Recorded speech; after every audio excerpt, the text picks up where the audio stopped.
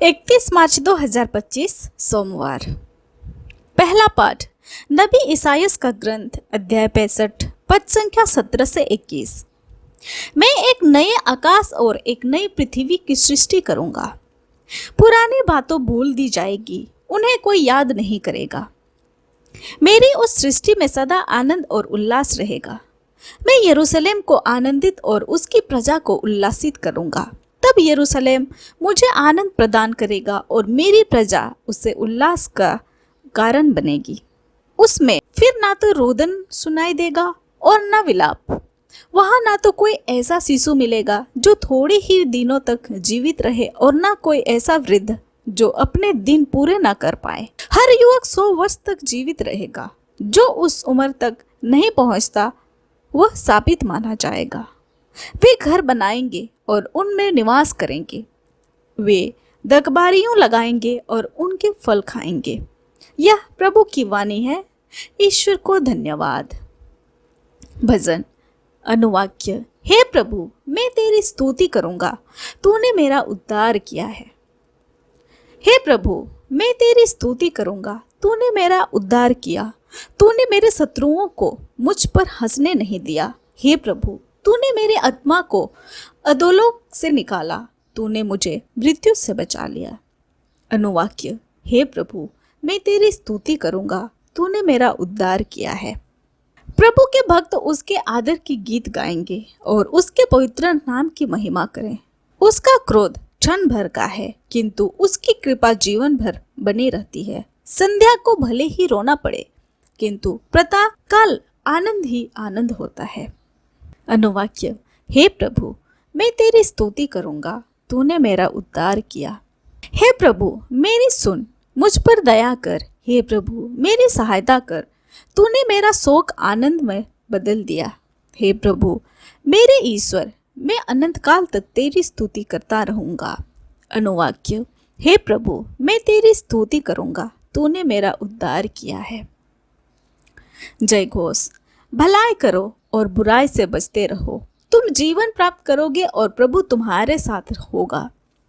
संत योहन के अनुसार आज का पवित्र सुसमाचार अध्याय 4 पद संख्या 43 से 54। यीशु समारिया से विदा होकर गलीलिया गए। यीशु ने स्वयं यह कहा था कि अपने देश में नबी का आदर नहीं होता। जब वह गलीलिया पहुंचे तो लोगों ने उसका स्वागत किया, क्योंकि यीशु ने पर्व के दिनों यरूशलेम में जो कुछ किया था वह सब उन्होंने देखा था। पर्व के लिए वे भी वहां गए थे। वह फिर गलीलिया के काना नगर आए, जहां उन्होंने पानी को अंगूरी बना दिया था। कफरनहुम में राजा के किसी पदाधिकारी का पुत्र बीमार था। जब उस पदाधिकारी ने सुना कि यीशु यहूदिया से गलीलिया आ रहे हैं, तो वह उनके पास आया।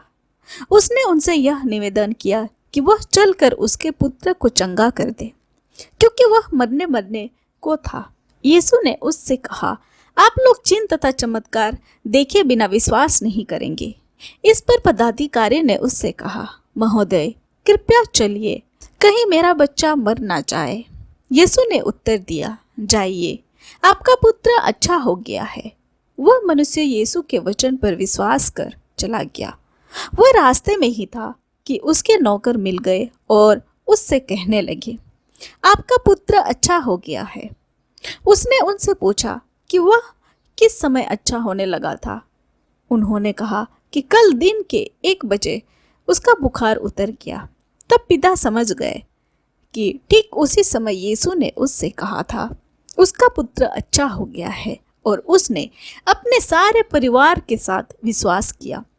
यह यीशु का दूसरा चमत्कार था, जिसे उन्होंने यहूदिया से गलीलिया आने के बाद दिखाया। यह हमारे प्रभु यीशु ख्रिस्त का सुसमाचार है। ख्रिस्त की जय। तो आइए आज के दोनों पाठों पर मनन चिंतन करते हैं।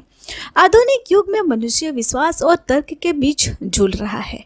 तकनीकी प्रगति और तर्कपूर्ण विचारधारा के न केवल व्यक्तिगत जीवन को आसान और सुविधाजनक बनाया है, बल्कि समाज को भी बेहतर बनाया है, क्योंकि प्रश्न उठने से अधिक परिष्कृत और सही निर्णय लेने की सहायता मिलती है।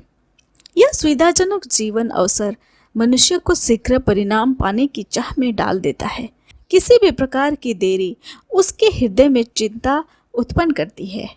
इसी सोच ने मनुष्य के आध्यात्मिक जीवन को भी प्रभावित किया है। आज जब हम प्रार्थना करते हैं तो हम तत्काल उत्तर, चमत्कार, चंगाई और ईश्वर के संकेतों की अपेक्षा करते हैं। आज के सुसमाचार में जब शाही अधिकारी यीशु के पास अपने पुत्र की चंगाई के लिए आता है तो यीशु उसे उत्तर देते हैं, जब तक तुम चमत्कार और महान कार्य नहीं देखते तुम विश्वास नहीं करोगे। यीशु का यह उत्तर आज हमें अपने विश्वास पर विचार करने के लिए आमंत्रित करता है। हम अपने आप से पूछें, क्या हमारा विश्वास पक्षपाती है? क्या हमारा विश्वास तर्क पर आधारित है, या फिर हमारा विश्वास ईश्वर के वचनों पर बिना शर्त विश्वास करने की प्राथमिक क्रिया से उत्पन्न होता है? सच्चा विश्वास वह है जो बिना किसी संकेत या चमत्कार की मांग किए केवल ईश्वर के वचनों पर भरोसा करता है। आमीन। आप सभी को जय यीशु।